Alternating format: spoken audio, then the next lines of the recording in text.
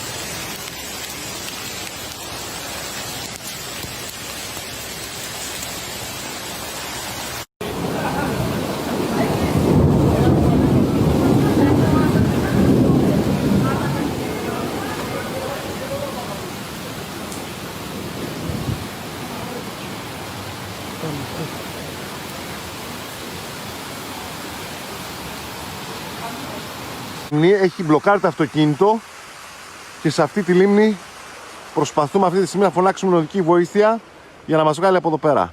Λοιπόν, αυτό είναι το χάλι της πόλης μας, φίλες και φίλοι. Πρόεδρε, αυτό στο Ηράκλειο.